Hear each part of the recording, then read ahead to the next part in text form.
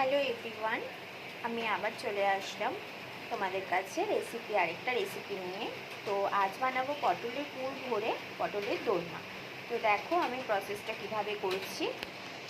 প্রথমে কড়াই বসিয়ে দিয়েছি, কড়াইতে এবার দিয়ে দেবো তেল।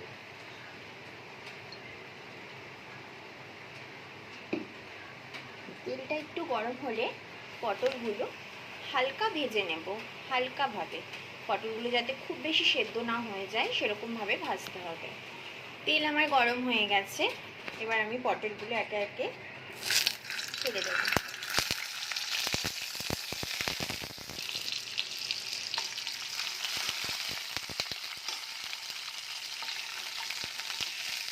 হালকা করে ভেজে নেব।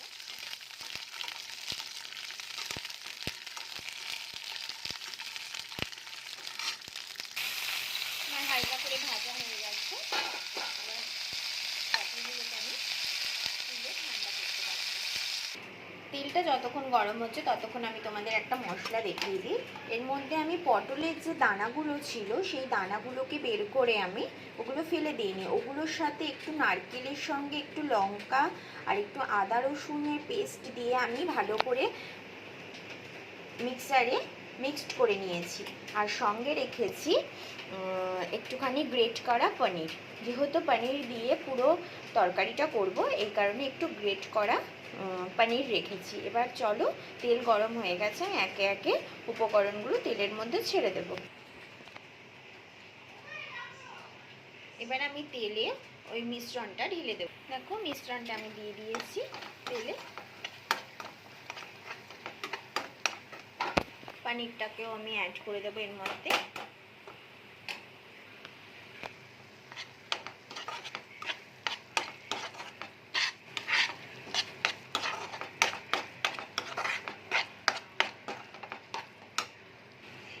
এর মধ্যে আমি একটু জিরের গুঁড়ো অ্যাড করে দেব, একটু সামান্য নুন অ্যাড করে দেব,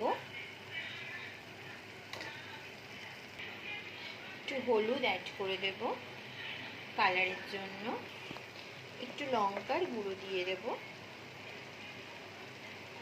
সামান্য দেব কারণ কাঁচা লঙ্কা আমি বেটে দিয়েছিলাম। এবার আমি মিশ্রণটিকে মিশিয়ে নেব।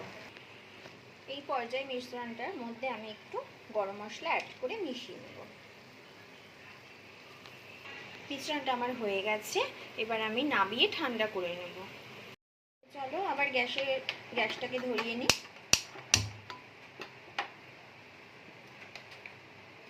কড়াইতে আমি তেল দিয়ে দিই।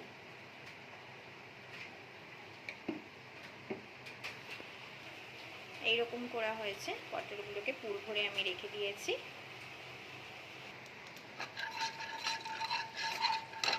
তেলটা গরম হোক।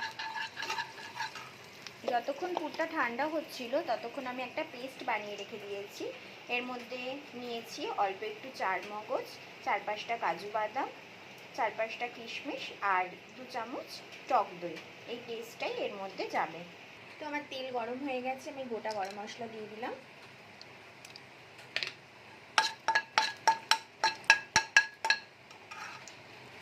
দিয়ে দেব সামান্য জিরে,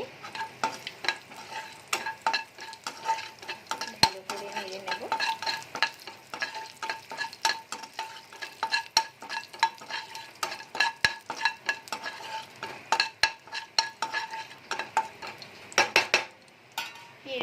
এর মধ্যে সামান্য পেঁয়াজ বাটা দেব।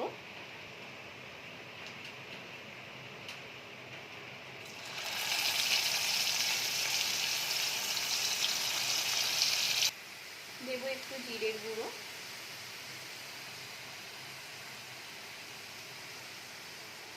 দেব একটু লঙ্কা গুঁড়ো,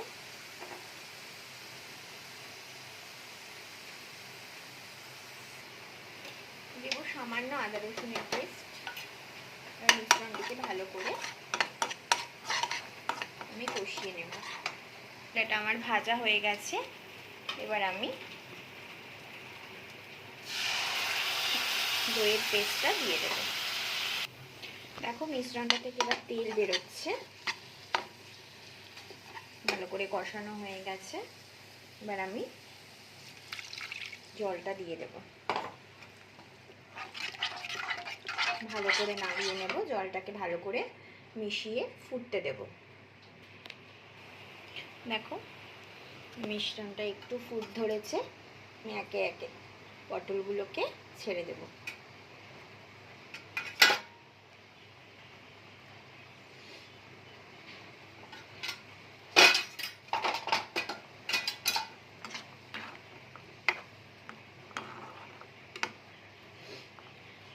আমি নুন মিষ্টিটা একটুখানি চেক করে আমি এটাকে ঢাকা দিয়ে রাখবো। 5 মিনিট পর আবার ফিরে আসলাম।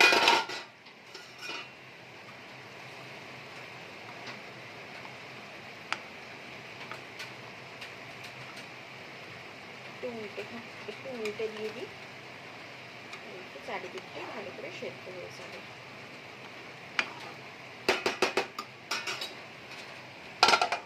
আবার ঢাকা দিয়ে রাখলাম আর 5 মিনিটের জন্য।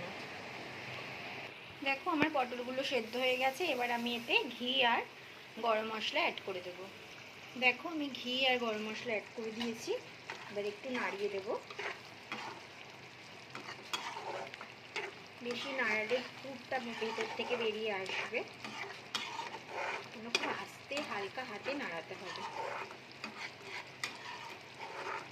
খুব সুন্দর একটা গন্ধ বেরিয়েছে। আমি গ্রেভিটা এইটুকুই রাখবো, আমি এর থেকে বেশি গ্রেভি আর সেট করব না, কারণ এইটুকু গ্রেভি লাগবে। তো আমি গ্যাসের ফ্লেমটা এবার অফ করে দিলাম। দেখো কত সুন্দর হয়েছে রান্নাটা। তো তোমরাও বাড়িতে ট্রাই করতে পারো। যদি তোমাদের ভিডিওটা ভালো লেগে থাকে please like, comment, share and subscribe করতে ভুলো না। আবার নতুন ভিডিও নিয়ে আসবো, ততক্ষণের জন্য টাটা।